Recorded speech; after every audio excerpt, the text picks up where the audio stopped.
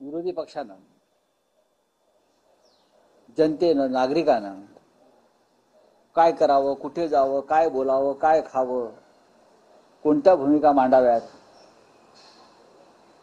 हे नरेंद्र मोदी ठरवणार, अमित शहा ठरवणार, देवेंद्रजी फडणवीस ठरवणार. या देशात लोकशाही आहे.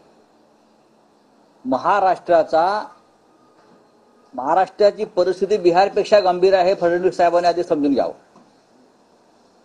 परभणी आणि बीडमध्ये ज्या घटना घडलेल्या आहेत त्या राज्याला कलंक लावणार आहेत, काळीमा फासणार आहेत राज्याच्या प्रतिष्ठेला. आणि त्या भयंकर अपराधाशी संबंधित असलेले संशयित गुन्हेगार आपल्या मंत्रिमंडळामध्ये आहेत. मिस्टर फडणवीस, बीड आणि परभणी संदर्भात ज्यांच्यावर लोकांचा संशय आहे, रोष आहे, असे लोक आपल्या मंत्रिमंडळामध्ये आहेत. आपण त्यांना घेतलेलं आहे. न्यायाच्या गोष्टी करताय ना आपण, द्वेषाच्या गोष्टी करताय. स्वतः एकदा बीडला जा, गेलात आपण बीडला गृहमंत्री म्हणून. राहुल गांधी बीडला गेले किंवा परभणीत गेले, याच्यामुळे आपलं पित्त का खवळावं? राहुल गांधी लोकसभेतले विरोधी पक्ष नेते आहेत. भारतीय संविधानाने त्यांना जो दर्जा दिलेला आहे लोकसभेत, संसदेत विरोधी पक्ष नेता म्हणून, तो कॅबिनेट मंत्र्याचा आहे. तो दर्जा त्यांना नरेंद्र मोदी, अमित शहाने आपण दिलेला नाही. जेव्हा आपल्या हातात होतं तेव्हा आपण विरोधी पक्ष नेतेपद मिळू दिलं नाहीत त्यांना.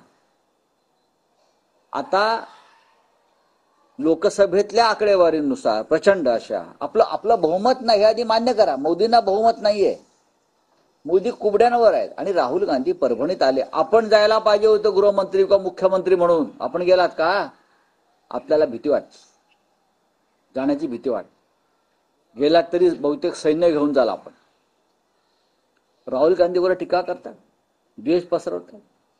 त्या कुटुंबाचा, त्या माऊलीचा, त्यांच्या मुलांचा आक्रोश आपल्या कानाचा पडदा फाडत नसेल तर आपण निर्दय आहात या राज्याचे मुख्यमंत्री म्हणून. राहुल गांधी आले, त्यांचे मी आभार मानतो. राहुल गांधीमुळे बीडचा अपराध जो आहे हा देश पातळीवर गेला आणि आपली बेआबरू झाली. एका सरपंचाची, आदर्श सरपंचाची ज्या प्रकारे हत्या झाली संतोष देशमुख यांची, याच्याबद्दल खंत आणि खेद मनापासून आपण व्यक्त केला का, ही आमच्या मनात शंका आहे. परभणीमध्ये सोमनाथ सूर्यवंशीची हत्या आहे कोठडीमध्ये. राहुल गांधी बरोबर बोललेले आहेत, ती हत्याच आहे. संतोष देशमुख आणि सोमनाथ सूर्यवंशी यांच्या हत्येची जबाबदारी या राज्याच्या गृहमंत्र्याने, मुख्यमंत्र्यांनी घ्यायलाच हवी. जातायत मंत्री निर्लज्जासारखे तिकडे. आपण जाताय ना निर्लज्जासारखे. सरकारची जबाबदारी होती प्राण वाचवण्याची. आणि पाठीमागून आपण ज्यांनी ही हत्या घडवल्या त्यांना पाठीशी घालताय. ह्याच्यावर बोला. खरं म्हणजे मानवी हक्क आयोगाचे नवीन अध्यक्ष कालच नेमलेत, जस्टिस सुब्रमण्यम. त्यांनी स्वतः यायला पाहिजे तिकडे. पण सगळे जे आहेत हे गुलाम आहेत मोदींचे. कुठे माणुसकी? या महाराष्ट्र हा मानवता आणि माणुसकीसाठी ओळखला जात होता. गेल्या 5 वर्षामध्ये या राज्यामध्ये मानवता, माणुसकीचा खून झालेला आहे. रोज खून होतो आहे. आणि देवेंद्र फडणवीस खोटं बोलतात विधानसभेत. आम्हाला लाज वाटते. मुंडे आणि कराड यांची जमीन एकत्र असते. बघा, तो विषय नंतरचा आहे. ते त्याच्यावरती मी बोलणार नाही. मी कोणाचं नाव घेतलंय का? तुमचे हिशोब तुम्ही बघायचे. पण ज्यांच्यावर लोकांचा संशय आहे अशा व्यक्ती आपल्या मंत्रिमंडळामध्ये आहेत. आपण छगन भुजबळ यांना दूर करू शकता मंत्रिमंडळातून,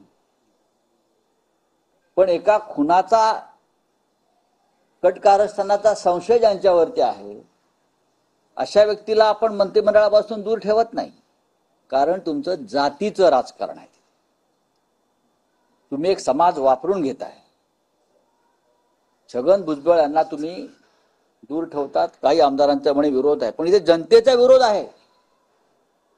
बीडसह महाराष्ट्रातल्या मोठ्या समाजाचा विरोध आहे की संतोष देशमुख यांच्या खुनामध्ये किंवा खुनाच्या कारस्थानात ज्यांचा संशयास्पद हात आहे अशी व्यक्ती राज्याच्या मंत्रिमंडळात नको, अशा घोषणा अजित पवार यांच्या समोर देण्यात आलेल्या आहेत.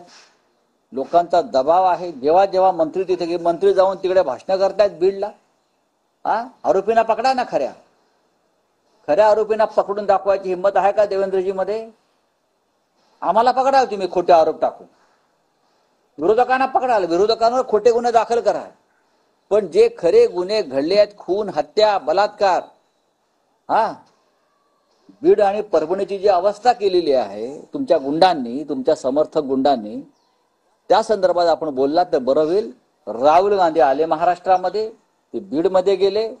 संतोष देशमुख असतील, परभणीतले सोमनाथ सूर्यवंशी असतील किंवा अन्य काही गोष्टी असतील, त्याच्यामुळे महाराष्ट्रात काय चाललंय हे देशाच्या पातळीवर पसरलेलं आहे. माझ्या वडिलांसोबत जसं झालं तसं आरोपीसोबत व्हावं अशा